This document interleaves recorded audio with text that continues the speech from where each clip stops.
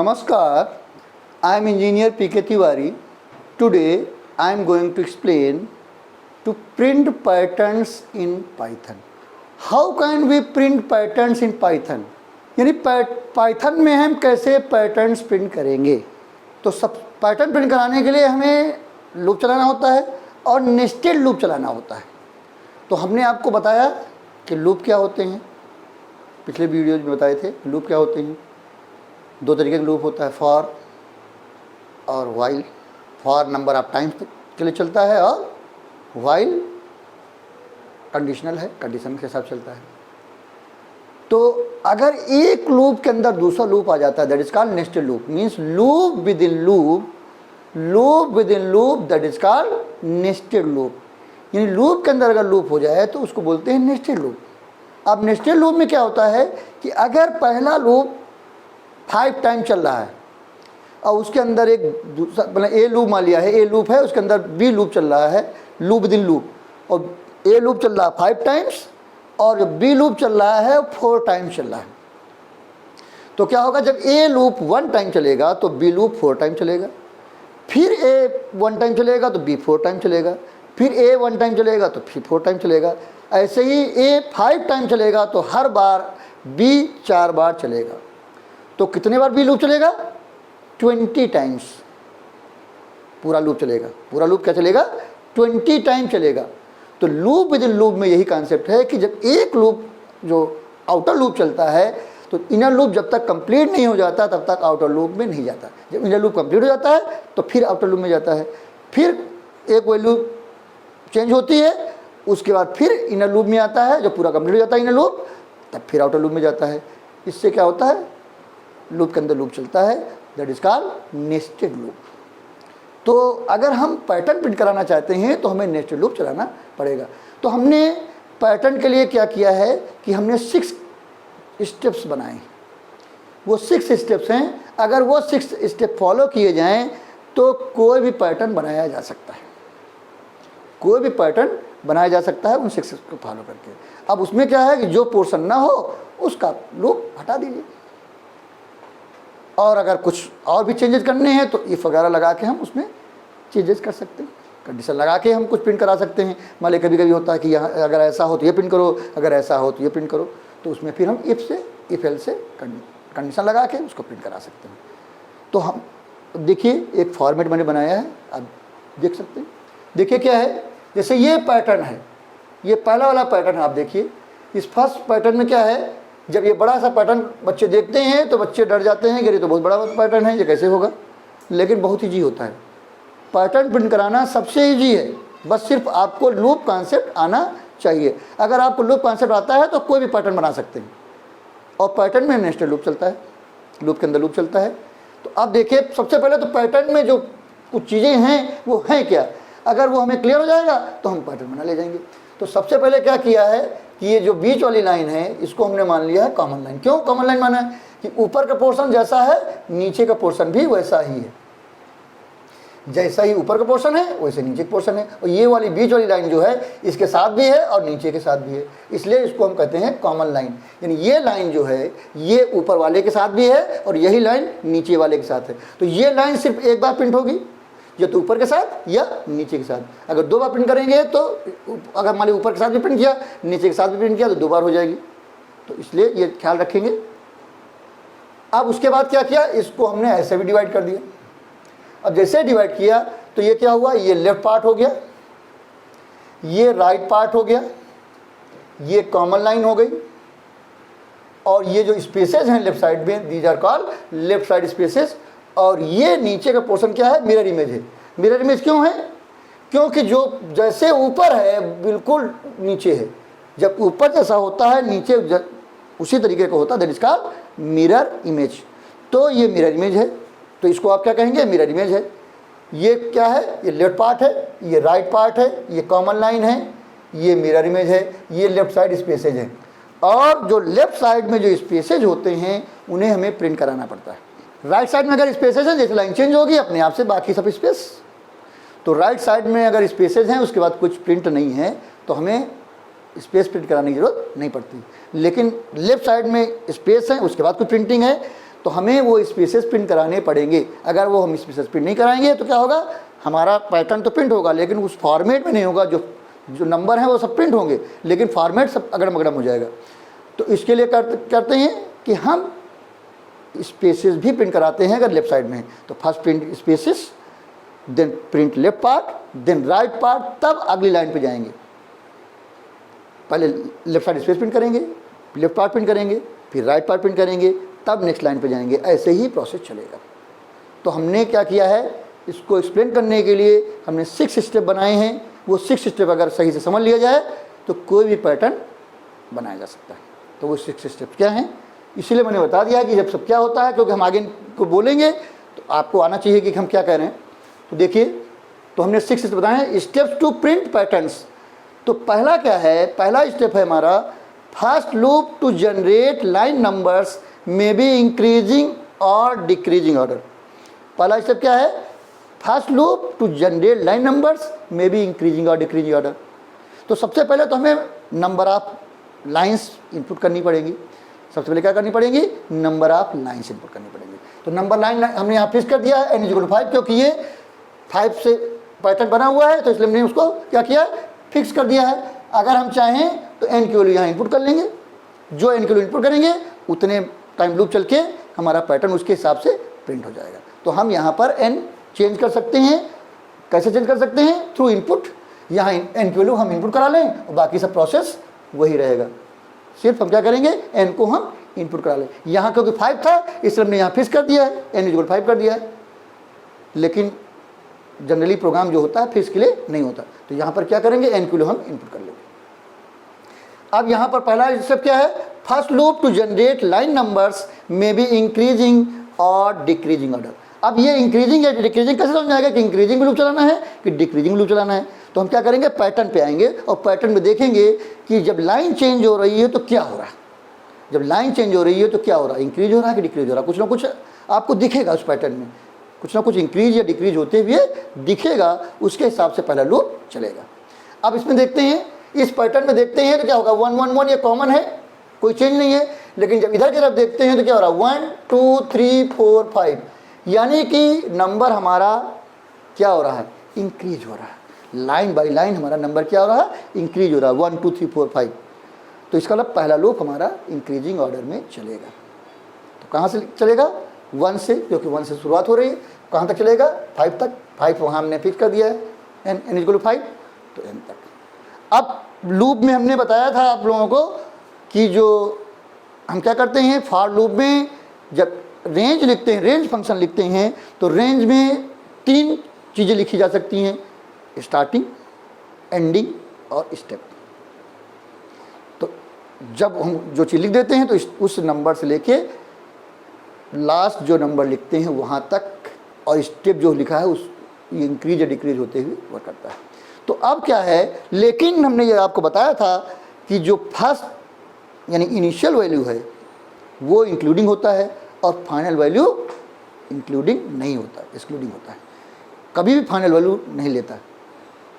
तो क्या, इसीलिए इसमें हमें ध्यान रखना पड़ेगा कि कभी भी जब हम रेंज फंक्शन देते हैं तो रेंज में इनिशियल वैल्यू तो लेता है, इनिशियल वैल्यू से स्टार्ट होता है, लेकिन फाइनल वैल्यू उसमें इंक्लूडिंग नहीं होती।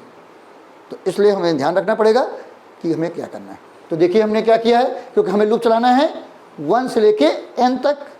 तो 1 से लेके n तक लूप चलाने के लिए हमने क्या किया है, पहले n हमने इनपुट करा लिया है, फिर हमने क्या कहा, for a in range 1, n+1 कर दिया। n+1 से क्या होगा, n तक हमारा 1 से लेके n तक डेटा लिस्ट में आ जाएगा उससे, ठीक है। तो इसलिए हमने +1 कर दिया है। जिसने अगर हम लिखेंगे n तो क्या होगा, n-1 तक ही जाएगा, क्योंकि n जो सेकेंड फाइनल वैल्यू है वो एक्सक्लूडिंग होती है, इसलिए हमें n+1 करना पड़ा। तो हमने जो पहली बात क्या की, first loop to generate line numbers में भी इंक्रीजिंग और डिक्रीजिंग ऑर्डर। तो आप देखिए 1 1 1 है, इधर क्या हो रहा है, 1 2 3 4 5 इंक्रीज हो रहा है, इसलिए 1 से लेके 5 तक यानी n तक।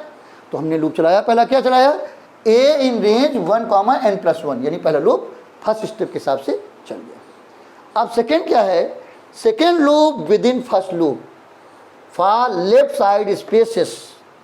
और इसमें देखिएगा If spaces are directly proportional to first loop, then take loop from 1 to first loop minus 1. Otherwise, take loop from 1 to number of lines minus first loop. अब स्पेसेस जो हमारे लेफ्ट साइड में print हो रहे हैं, आने हैं, जो प्रिंट होने हैं, वो फर्स्ट लूप के हिसाब से हम लूप चलाएंगे उसके लिए। अब इसमें हमने बताया है कि अगर जो हमारे स्पेसेस हैं, spaces are directly proportional to first loop, तो हमारा लूप चलेगा क्या, दूसरा, और जो अगर प्रोपोर्शनल नहीं है तो दूसरा लूप चलेगा।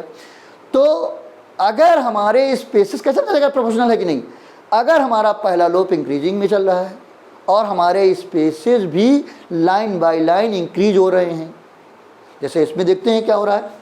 जैसे इसमें क्या है, हमारा पहला लूप इंक्रीजिंग में है 1 2 3 4 करके, लेकिन जो लाइन बाय लाइन हम जा रहे हैं तो क्या हो रहा है, स्पेस हमारे डिक्रीज हो रहे हैं। पहली लाइन में ज़्यादा स्पेसेज हैं और लाइन बाय लाइन हम जाते जा रहे हैं तो हमारे क्या हो रहा है, स्पेस कम होते जा रहे हैं। यानी हमारा जो पहला लूप है वो इंक्रीजिंग ऑर्डर में चल रहा है, लेकिन जो हमारे स्पेसेज हैं line by line decreasing order में है, यानी डायरेक्टली प्रोपोर्शनल नहीं। तो अगर हमारा पहला लूप इंक्रीजिंग ऑर्डर में है और स्पेसेस भी लाइन बाय लाइन इंक्रीज हो रहे हैं तो डायरेक्ट प्रोपोर्शनल है। अगर पहला लूप डिक्रीजिंग ऑर्डर में है और हमारे स्पेस भी लाइन बाय लाइन डिक्रीज हो रहे हैं तो डायरेक्ट प्रोपोर्शनल है, अदरवाइज डायरेक्ट प्रोपोर्शनल नहीं है। तो यहाँ पर क्या हो रहा है, यहाँ पर पहला लूप इंक्रीजिंग ऑर्डर में है, लेकिन जो हमारे स्पेसेज हैं लाइन बाय लाइन वो डिक्रीज हो रहे हैं, तो डायरेक्ट प्रोपोर्शनल नहीं है, यानी अदरवाइज वाली कंडीशन वर्क करेगी। तो अदरवाइज में क्या लिखा हुआ है, देखिए, अगर डायरेक्ट प्रोपोर्शनल है तो क्या चलना है, 1 टू फर्स्ट लूप माइनस 1, तो वो है नहीं।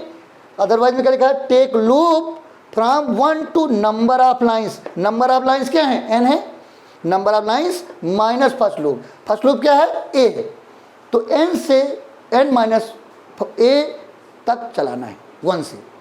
तो उसके लिए हमने क्या किया, अब हमें क्या चलाना है, n माइनस a तक चलाना है, तो हमें +1 करना पड़ा।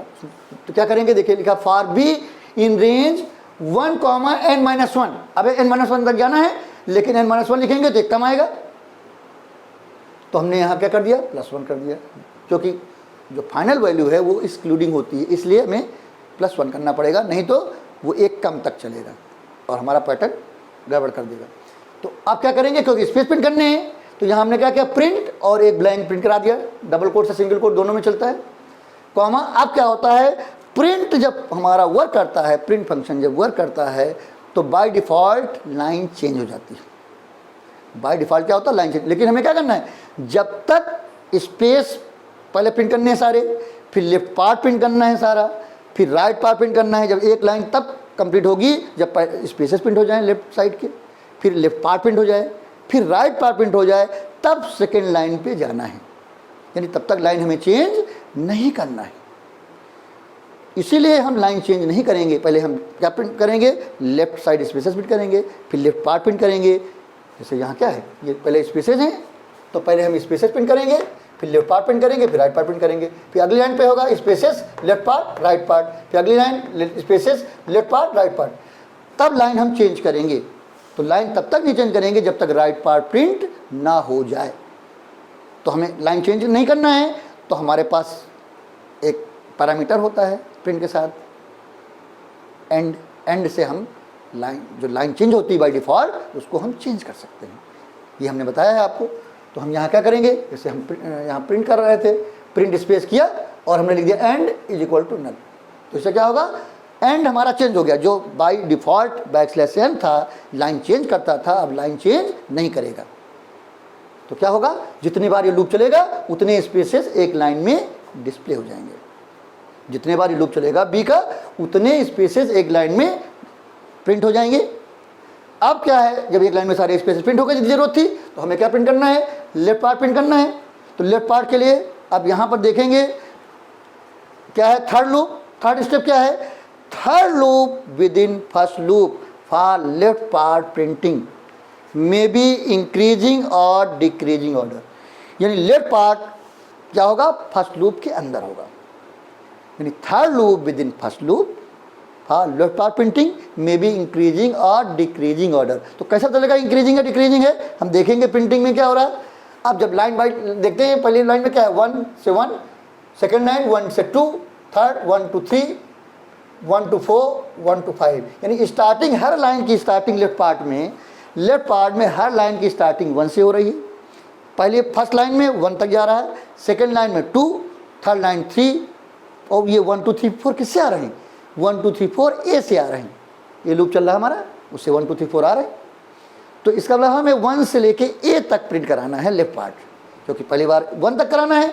पहले फर्स्ट टाइम ए इक्वल 1 होगी, फिर सेकेंड लाइन में 2 तक प्रिंट कराना है तो ए इक्वल 2 होगी, फिर थर्ड लाइन में 1 to 3 प्रिंट कराना है तो उस समय 3 ए इक्वल 3 होगी, फिर 4 होगी, फिर 5 होगी। यानी ए हर बार जब होगा चेंज होगा, पहली बार 1, फिर 2, फिर 3, फिर 4, फिर 5। अगर यहाँ पर फिक्स है 5 बार खत्म हो जाएगा, लेकिन अगर हम एन चेंज कर देंगे उसके हिसाब से वर्क करेगा। तो हमारा क्या है, तो यहाँ पर जो प्रिंटिंग हो रही है 1 से शुरू हो रही है और ए तक जा रही है। हर लाइन की प्रिंटिंग 1 से 1, 1 से 2, 1 से 3, 1 से 4, 1 से 5, यानी 1 से शुरू हो रहा है लेफ्ट पार्ट और ए तक जा रहा है। तो 1 से लेके ए तक लूप चलाएंगे। तो देखिए सी लूप क्या किया, for C in range 1, A+1। अगर ए कहेंगे तो एक कम तक चलेगा, जो A+1 कहेंगे तो ए तक चलेगा। तो ए टाइम 1 से लेके ए तक चलेगा, और जो सी में वैल्यू आएगी वो सी प्रिंट करते जाएंगे। हमें लाइन चेंज करनी नहीं है, इसलिए हमने एंड लगा दिया, end is equal to null कर दिया। इससे क्या होगा, अभी लेफ्ट पार्ट प्रिंट किया है, अभी राइट पार्ट बाकी है, इसलिए लाइन चेंज नहीं करेंगे। तो लेफ्ट पार्ट हो गया। अब अगला स्टेप देखेंगे। अगला स्टेप क्या है, fourth loop with in first loop for right part printing may be increasing और डिक्रीजिंग ऑर्डर। नहीं, राइट पार्ट के लिए भी लूप चलेगा, मे बी इंक्रीजिंग और डिक्रीजिंग। कैसे पता चलेगा, देखेंगे। जो डेटा लाइन में प्रिंट हो रहा है उसमें इंक्रीजिंग में प्रिंट हो रहा है या डिक्रीजिंग प्रिंट हो रहा है। अगर इंक्रीजिंग में प्रिंट हो रहा होगा तो इंक्रीजिंग में लूप चलेगा, अगर डिक्रीजिंग में प्रिंट हो रहा है तो डिक्रीजिंग में लूप चलेगा। तो देखेंगे। अब इसमें देखते हैं। अब आप राइट पार्ट में आते हैं, तो राइट पार्ट में जब ये 1 है तो यहाँ कुछ प्रिंटिंग नहीं है, जब 2 है तो 1 से प्रिंटिंग है, 2 से प्रिंटिंग है, 3 से प्रिंटिंग है, 4 से प्रिंटिंग। अब इसमें अब देखते हैं लाइन बाय लाइन, तो जो प्रिंटिंग है वो रिवर्स ऑर्डर में है, यानी डिक्रीजिंग ऑर्डर में प्रिंटिंग है। प्रिंटिंग डिक्रीजिंग ऑर्डर में हर लाइन की, जैसे इधर इंक्रीजिंग ऑर्डर प्रिंटिंग है, इधर डिक्रीजिंग ऑर्डर में 1 से 1, 2 से 1, 3 से 1, 4 से 1। तो पहली चीज़ क्या है, ये लगाना है दिमाग कि हमारा जो राइट पार्ट है उसकी प्रिंटिंग डिक्रीजिंग ऑर्डर में है, यानी डिक्रीजिंग ऑर्डर में लूप चलेगा। दूसरा, कहाँ से स्टार्ट होगा, कहाँ से एंड होगा। तो यहाँ पर हर लाइन की एंडिंग क्या हो रही है, 1 से हो रही, तो 1 तक चलाना है। और पहली लाइन में कुछ नहीं प्रिंट हो रहा, दूसरी लाइन में 1 से शुरू हो रहा है, 2 से, 3 से, 4 से, यानी जब ए की वैल्यू जितनी हो रही है उससे एक कम से शुरुआत हो रही है। जब ए 1 हो रहा है तो कुछ नहीं प्रिंट हो रहा, जब 2 हो रहा है तो 1 से हो रहा है, जब 3 हो रहा है तो 2 से हो रहा है, जब 4 है तो 3 है, जब 5 है तो 4 है। इसका मतलब क्या है, जो राइट पार्ट है वो A-1 से स्टार्ट हो रहा है। जब A1 है तो कुछ प्रिंट नहीं हो रहा, जब A2 है तो 1 to 1 हो रहा है, जब A3 है तो 2 to 1 है, जब 4 है तो 3 to 1 है, 5 है तो 4 to 1 है। देखिए इसका मतलब क्या है, जो हमारा फोर्थ लूप चलेगा वो फर्स्ट लूप के अंदर, तो क्या चलेगा, A-1 से शुरू होगा और 1 तक जाना है। तो 1 तक अगर लिख देंगे तो एक कम तक जाएगा, इसलिए हमने 0 लिख दिया। तो क्या होगा, 1 तक चला जाएगा। और क्योंकि डिक्रीजिंग ऑर्डर में है, डिक्रीजिंग ऑर्डर में मैंने बताया था कि स्टेप लिखना कंपलसरी है, वो भी निगेटिव। स्टेप लिखना कंपलसरी है, वो भी निगेटिव। तो यहाँ पर क्या लिख दिया, -1, क्योंकि जो वैल्यू यहाँ लिखी रहती है वो ऐड होती है। तो जब माइनस होगी तो एक, जब ऐड होगी तो एक वो घटता जाएगा, नंबर डिक्रीज होगा। और जब नहीं देते हैं स्टेप तो बाय डिफ़ॉल्ट 1 होता है। और तो हम स्टेप, अगर हमारा इंक्रीजिंग ऑर्डर में लूप है और एक एक करके बढ़ना है तो हम स्टेप इग्नोर कर सकते हैं, क्योंकि बाय डिफ़ॉल्ट 1 होता है, एक एक करके बढ़ जाएगा। जैसे हमने पहले वाले में इग्नोर किया, बी वाले में इग्नोर किया, सी वाले में इग्नोर किया स्टेप, लेकिन यहाँ क्योंकि उल्टा लूप चलना है इसलिए इसको इग्नोर स्टेप नहीं कर सकते, क्योंकि निगेटिव ऐड होगा नंबर, तभी उल्टा लूप चलेगा। इसलिए स्टेप लिखना जरूरी है, क्योंकि एक एक करके डिक्रीज हो रहा है, इसलिए -1 कर दिया हमने। तो यहाँ क्या होगा, कहाँ शुरुआत हो रही है, A-1 से, क्योंकि जब A है 1 तो कुछ नहीं है, जब 2 है तो 1 से है, जब 3 है तो 2 से है, जब 4 है तो 3 से है, और 5 है तो 4 से है। इसलिए जो एक वैल्यू है उससे एक कम से शुरू होकर कहाँ तक जा रहा है, 1 तक जा रहा है। इसलिए हमारा D का लूप चलेगा, D इन रेंज A-1 और 1 तक जाना है, इसलिए हमने 0 लिख दिया, क्योंकि अगर 1 लिखेंगे तो एक कम तक चलेगा। तो 0 करेंगे तो अंदर चल जाएगा और -1 स्टेप एक एक -1 घटता ऐड होता जाएगा तो घटता जाएगा। और जो नंबर आ रहा है डी में वो प्रिंट कर रहे हैं, लाइन चेंज करना नहीं है इसलिए हमने एंड को चेंज कर दिया। अब इसका मतलब क्या क्या प्रिंट हो चुका है, इससे तो लाइन नंबर्स आए, इससे लेफ्ट साइड स्पेसेस प्रिंट हो गए, इससे लेफ्ट पार्ट प्रिंट हो गया, इससे राइट पार्ट प्रिंट हो गया। अब हमें क्या करना है, नेक्स्ट लाइन पे जाना है। यहाँ देखिए लेफ्ट साइड स्पेस प्रिंट हो गए, लेफ्ट पार्ट प्रिंट हो गया, राइट पार्ट प्रिंट हो गया, left side space, left part, right part. अब जैसे ही राइट पार्ट प्रिंट हो जाएगा हमें लाइन चेंज करनी है। तो स्टेप 5 में क्या लिखा है, change the line and close first loop. Line को क्या करेंगे, चेंज कर देंगे और पहला लूप बंद खत्म कर देंगे। तो हमने क्या किया, हमने लिख दिया प्रिंट। जैसे ही हम यहाँ प्रिंट लिखेंगे, इस जो हमारी बॉडी है ए लूप की वो इस सीध में है क्योंकि कोलन लगा हुआ है, कोलन लगाने के बाद एक स्टेप आगे बढ़ता है। तो यहाँ प्रिंट लिखा तो यानी ये बॉडी है, तो लाइन क्या होगा, चेंज हो जाएगी। जैसे लाइन चेंज होगी उसके बाद फिर क्या होगा, एक वैल्यू फिर चेंज हो जाएगी रेंज से, फिर ये लूप फिर से चलेगा यानी सेकेंड लाइन प्रिंट होगी। फिर ऐसे ही एक वैल्यू फिर पहली बार 1 थी, 1 से प्रिंट वर्किंग होगी पूरे तीनों लूप की। फिर सेकेंड टाइम एक वैल्यू क्या होगी, 2 होगी, 2 से पूरे लूप की प्रिंट वर्किंग होगी। फिर नेक्स्ट टाइम एक वैल्यू 3 होगी, 3 से वर्किंग होगी पूरे लूप्स की। और फिर 4 होगी, 4 से पूरे लूप की वर्किंग होगी, प्रिंटिंग होगी। फिर 5 होगी, उससे जब 6 हो जाएगी तो ये कंडीशन फाल्स हो जाएगी, यानी कंडीशन मतलब क्योंकि हमें n तक जाना है, n5 है, n+1 यानी नंबर जो हमारे जनरेट होंगे, लिस्ट जनरेट होगी 1 2 3 4 5 होगी। तो रेंज से हमें लिस्ट जनरेट होती है, तो क्योंकि जो जनरेट हो रहे हैं 1 2 3 4 5 ही होंगे, इसलिए 5 बार ये लूप चलेगा, 5 बार ये तीनों लूप अंदर उसके चलेंगे। तो जब 5 बार चलेगा तो ये 5 लाइनें प्रिंट हो जाएंगी, 1 2 3 4 5। अगर n चेंज कर देंगे, इनपुट करा देंगे, तो जितना n होगा उसके हिसाब से उतनी लाइनें प्रिंट होंगी। तो ये डिपेंड करता है कि हमने n की वैल्यू क्या दी। तो हमने यहाँ तो n फिक्स कर रखा है 5। हम यहाँ क्या करेंगे, जब प्रोग्राम बनाएंगे तो हम क्या करेंगे, n इनपुट करा लेंगे, जिससे क्या होगा, जो n देंगे उसके हिसाब से हमारा प्रोग्राम चलेगा। अब हमारा लास्ट स्टेप क्या है, if mirror image is available then reverse first loop and copy remaining loops as usual. अगर मिरर इमेज है, अगर मिरर इमेज प्रेजेंट है तो सिर्फ क्या करेंगे, जो पहला लूप है उसको रिवर्स कर देंगे। If mirror image is available then reverse first loop and copy remaining loops as usual. तो हम क्या करेंगे, पहला लूप रिवर्स करेंगे और बाकी पूरा पोर्शन कॉपी कर देंगे। तो ये पहला लूप ये है, इसको रिवर्स करेंगे और ये पूरा पोर्शन कॉपी कर देंगे। तो अब इसमें क्या है, हमारा पहला लूप चल रहा है 1 to n। अब 1 to n में क्या हो रहा है, हमारी प्रिंटिंग यहाँ से लेके यहाँ तक हो चुकी है।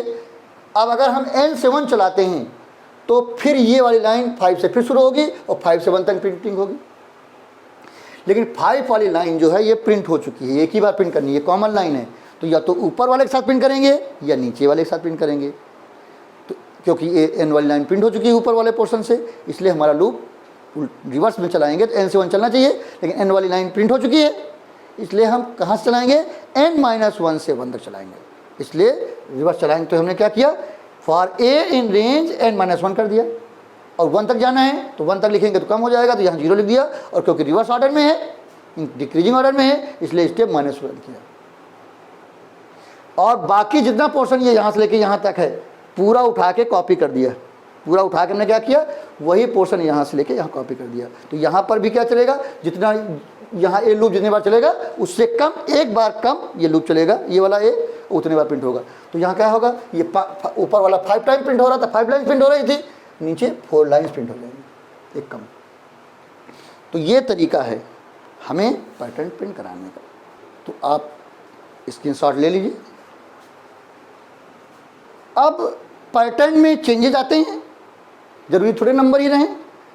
अगर हमारा पैटर्न इस फॉर्मेट में, इस फॉर्मेट का मतलब है जहां 1 2 3 4 5 से प्रिंट हो रहा था, वहां सब क्या प्रिंट हो रहा है, एस्टिक प्रिंट हो रहा है, सब जगह क्या है, एस्टिक है।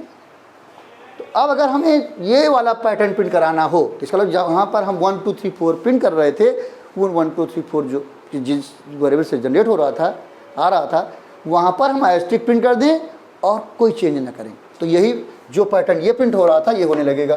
तो हम क्या करेंगे, जो चेंजेज आएंगे वो सेकंड प्रोग्राम के लिए। तो यहाँ क्या करेंगे, सेकंड प्रोग्राम कैसे बनेगा,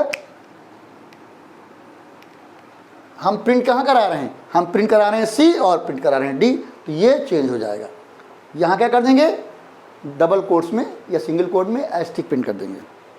तो यहाँ क्या करेंगे, यहाँ डबल कोट्स या सिंगल कोट में एस्टिक कॉमा, यहाँ डबल या सिंगल कोट में एस्टिक कॉमा, यहाँ डबल या सिंगल कोट्स में एस्टिक कॉमा और डबल या सिंगल कोट्स में एस्टिक कॉमा।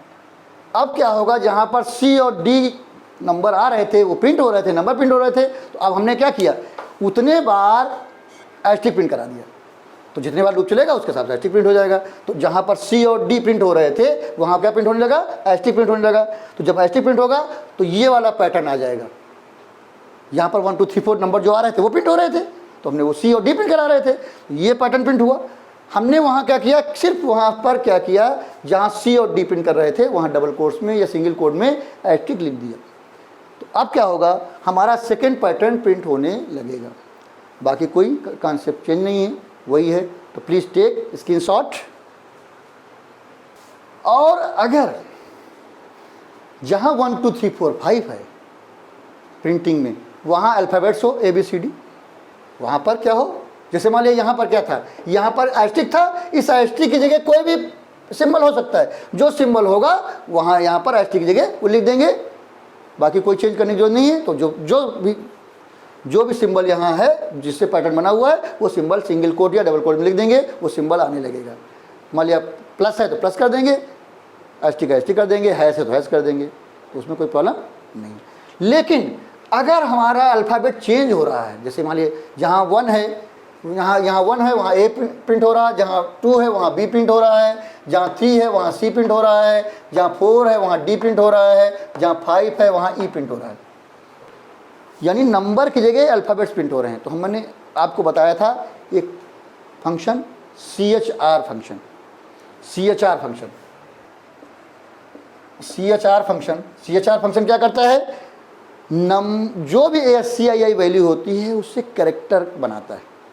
अगर कोई कैरेक्टर है उससे ASCII वैल्यू लाना हो तो ORD फंक्शन होता है, ये भी बताया था मैंने, CHR और ORD। लेकिन यहाँ पर नंबर से हमें कैरेक्टर बनाना है तो कौन सा फंक्शन लगेगा, CHR फंक्शन। तो हमें पहले क्या करना होगा, वो ASCII वैल्यू लानी होगी। तो ASCII वैल्यू कैपिटल, क्योंकि ये कैपिटल लेटर्स है तो कैपिटल की ASCII वैल्यू क्या होती है, मैंने बताया था आपको, फिर भी जान लीजिए। जो capital A to capital Z है उसकी वैल्यू होती है 65 टू 90, 65 से 90 होती है। इसका मतलब क्या है, अगर हमारे पास, अगर हमें जब A प्रिंट करना है उस जगह 65 आ जाए तो CHR फंक्शन लगा देंगे, हो जाएगा। अगर 66 करेंगे तो B आ जाएगा, 67 करेंगे तो C आ जाएगा, 68 करेंगे तो D आ जाएगा, 69 करेंगे तो E आ जाएगा। तो ये अब कैसे आएगा, जब हमारा 1 आ रहा है तो 1 की जगह क्या लाना है, 65 लाना है। तो ये C से 1 2 3 4 नंबर जनरेट हो रहे हैं, तो हम यहाँ पर क्या कर दें, CHR फंक्शन लगा दें और C+64 कर दें, C+64 कर दें। तो C जब 1 होगा तो C+64 क्या हो जाएगा, 65 हो जाएगा। 65 पर जब CHR फंक्शन वर्क करेगा तो 65 का करेक्टर क्या बनेगा, कैपिटल A बनेगा। जब C की वैल्यू 2 होगी तो 2+64 क्या हो जाएगा, 66 हो जाएगा। जब CHR फंक्शन वर्क करेगा तो उसकी जगह क्या बनेगा, B बनेगा। और जब C की वैल्यू 3 होगी तो 3+64 67 आएगा, तो C बन जाएगा। ऐसे ही तो हम क्या करेंगे, थोड़ा सा चेंज करेंगे बस। तो यहाँ क्या चेंज करेंगे, ये तीसरा क्वेश्चन हो गया, यहाँ थर्ड। अब चेंजेस क्या लाएंगे, ये जहाँ प्रिंटिंग है यहाँ चेंजेस आएंगे। अब यहाँ क्या करेंगे, C जहाँ प्रिंट करा रहे थे, जहाँ C 1 2 3 4 प्रिंट करा रहे थे तो C+64 कर देंगे, उसको CHR फंक्शन लगा देंगे। तो यहाँ लगाएंगे CHR फंक्शन, CHR, यहाँ C का लूप है तो C+64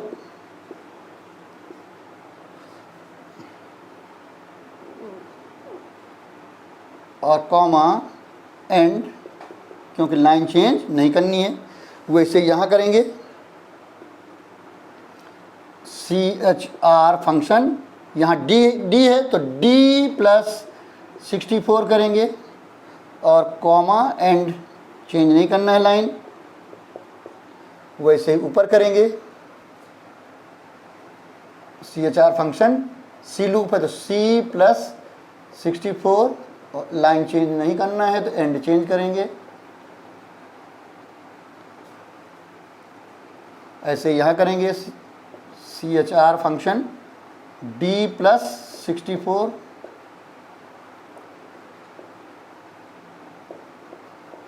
और लाइन चेंज नहीं करना है, इसलिए तो हमने क्या किया, हमने जहाँ पर C और D प्रिंट कर रहे थे फर्स्ट वाले प्रोग्राम में, हमने वहाँ पर C और D ना प्रिंट करके C प्लस 64 कर दिया, D प्लस 64। जब C की वैल्यू 1 आएगी या D की वैल्यू 1 आएगी, 1 प्लस 64 क्या होगा, 65 होगा। 65 का जब फंक्शन CHR फंक्शन वर्क करेगा तो कैपिटल A बनेगा, जब 66 आएगा तो कैपिटल B बनेगा, जब 67 आएगा तो C बनेगा, ऐसे ही जब 69 आएगा तो कैपिटल E बनेगा। तो ये जहाँ पर 1 2 3 प्रिंट हो रहे थे वहाँ पर क्या प्रिंट होने लगेगा, ABCD इन कैपिटल। तो ABCD, तो इससे क्या होगा, वही प्रोग्राम में हमने कोई थोड़ा सा चेंज किया, कैर CHR फंक्शन लगा दिया और वैल्यू बदल दी। तो ये कैपिटल में ऐसी वैल्यू क्या होती है, 65 से 90 होती है, इसलिए हमने कोशिश की है कि 65 से 90 आए।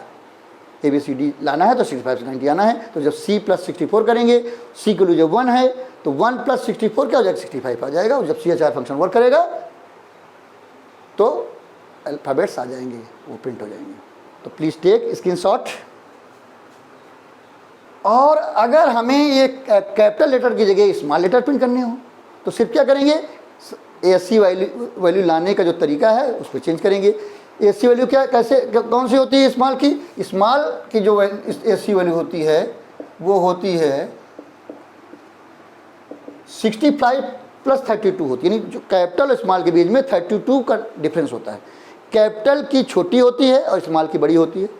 65 कैपिटल की शुरू होती है और स्मॉल की होती है 97 से। तो यहाँ क्या होता है, ये 97 to 122 होती है स्मॉल की ऐसी वैल्यू।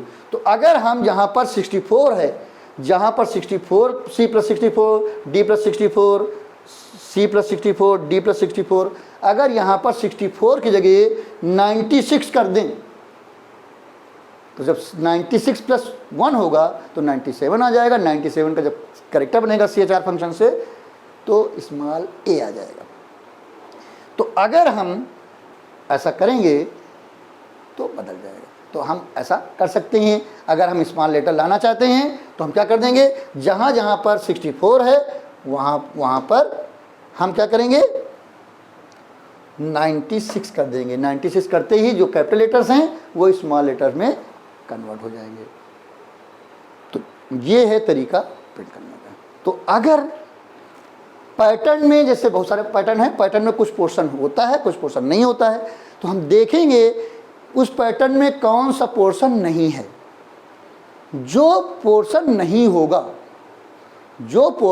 होगा उसका लूप हटा देंगे तो वो पोर्शन नहीं प्रिंट होगा, हमारा पैटर्न प्रिंट हो जाएगा। तो हम ध्यान रखेंगे कि जो पोर्शन ना हो उसका लूप हटा दीजिए, तो जनरली क्या होगा, आपका पैटर्न प्रिंट हो जाएगा। और कभी कभी क्या होता है कि दिखा जाता है कि जैसे मान लिया यहाँ है, यहाँ पर ऊपर एस्टिक प्रिंट करो और नीचे प्लस प्रिंट करो, तो सिर्फ चेंज कर देंगे, वहाँ एस्टिक प्रिंट कराते देंगे और नीचे जो पोर्शन प्रिंट हो रहा है वहाँ प्लस कर देंगे। कभी कभी क्या होता है एक ही लाइन में चेंज हो जाते हैं, तो वहाँ पर क्या करेंगे, इफ एल्स से हम कंडीशन लगा देंगे, उसके हिसाब से प्रिंट हमारा बदल जाएगा। बाकी सब कॉन्सेप्ट वही रहेगा। तो हमारा ये जो 6 स्टेप्स हैं, अगर ये 6 स्टेप्स सही से फॉलो किए जाएं तो जनरली हर पैटर्न बनाया जा सकता है, हर पैटर्न बनाया जा सकता है। तो प्लीज़ टेक स्क्रीनशॉट। तो आज हमने आपको बताया कि पाइथन में हम कैसे पैटर्न प्रिंट करें। उसके लिए हमने बताया कि कोई प्रिंट, जब भी पैटर्न प्रिंट करना होता है हमें नेस्टेड लूप चलाना होता है। तो नेस्टेड लूप क्या होता है, loop with in loop, that is called nested loop. तो पैटर्न में हमें नेस्टेड लूप चलाना पड़ता है। और हमने पैटर्न प्रिंट कराने के जो 6 स्टेप बताए, अगर ये 6 स्टेप सही से फॉलो किए जाएँ तो कोई भी पैटर्न प्रिंट किया जा सकता है। तो आपको हमारा वीडियो कैसा लगा? अगर अच्छा लगा तो लाइक कर दीजिएगा।